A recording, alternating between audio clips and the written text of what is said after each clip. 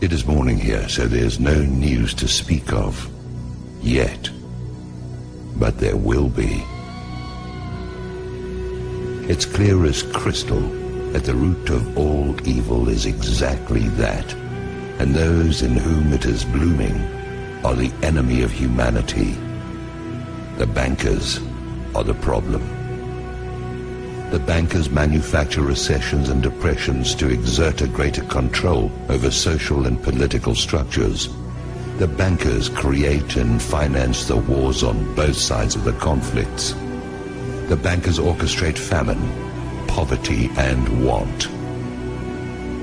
The bankers control the policies that control the media and the education system that is operated to maintain ignorance in the public so that they can be shorn like sheep. The bankers launder the drug money and keep drugs illegal. The bankers are the problem. The international banker is the scum of the earth, and they have to be brought to account. What will accomplish this?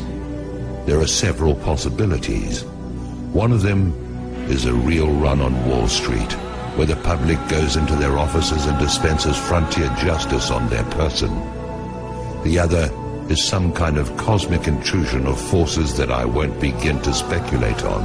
And the other is some kind of financial miracle in which they actually wind up broke. But I don't know how something like that would work.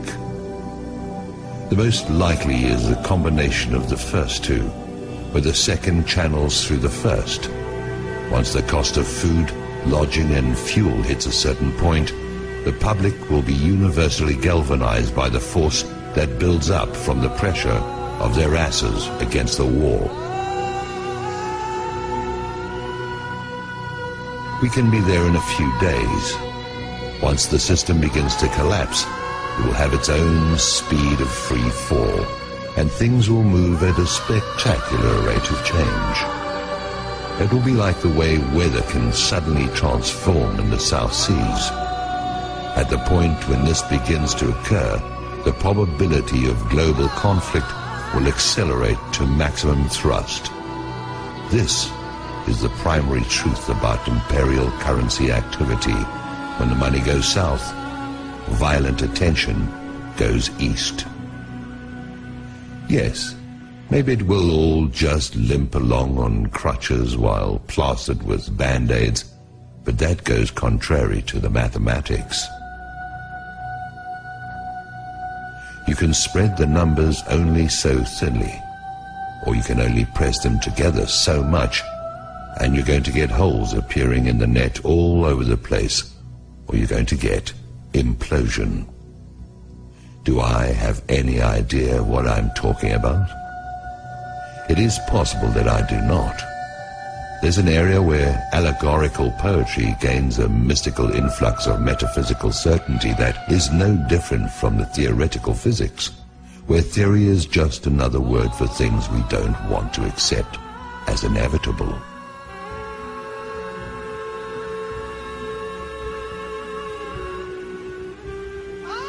Maybe freedom's just another word for no one left to screw. It stands to reason that sooner or later the public will have no further option but to declare open season on the bankers. They'll be hunted down as the be-all and end-all of everything dangerous and wrong. They are a plague and a pestilence as bad as any epidemic. They are the whiskey and yellow fever blankets on the reservations of ordinary life. They are anthrax masquerading as sweet and low. They are the long-standing source of the majority of humanity's problems and have little competition except for the ubiquitous presence of ignorance and impossible dreams. Whoever these bankers are, that is who they are. When the shit hits the fan, as it is going to do at any moment, the guilt of the banksters is going to stand out like zits on a beauty queen.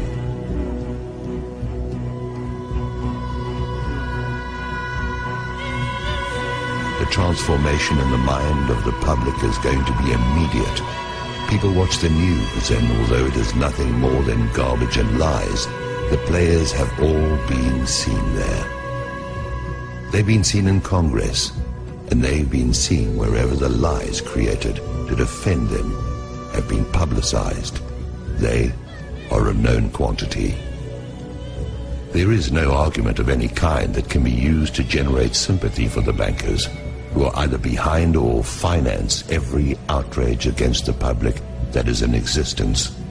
Now, their day is at hand, and they show no signs of having any kind of clue.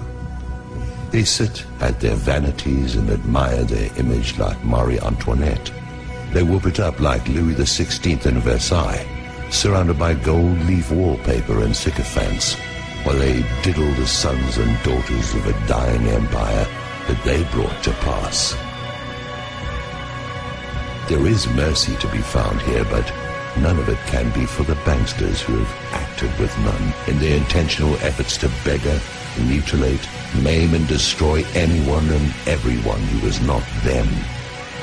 That mercy is for the public who, like Lefty, only did what he had to do. I try to get my heart and head around it. I try to see an out for everyone, but the only out I can see for the banksters is out of our lives, and marched still living through the gates of hell, where they can reunite with the banker-in-chief. I'm not the judge or executioner. I'm an observer who's never had enough money to even think about the banks in the first place. Now the bankers tightly grasp what is going to turn into flaming coals in their hands. Judgment is going to cry out from the earth they walk upon and have plundered at will. That will is now going to be drained away into fear and apprehension. Their fortress walls are going to fall away. Their protectors are going to turn on them. Their holdings are going to dissolve and spill from their fingers like a handful of sand. I wouldn't want to be a bankster today, or on any other day. The existence of a system has kept them safe. This corrupt system has allowed for some kind of life for those preyed upon until now. Now it has turned upon those whose compliance has been forthcoming for so long. Soon that compliance will be gone, and there are not enough police and armies to quell what is going to rise out of the midst. Maybe I'm wrong about this, but like everything else, we'll see.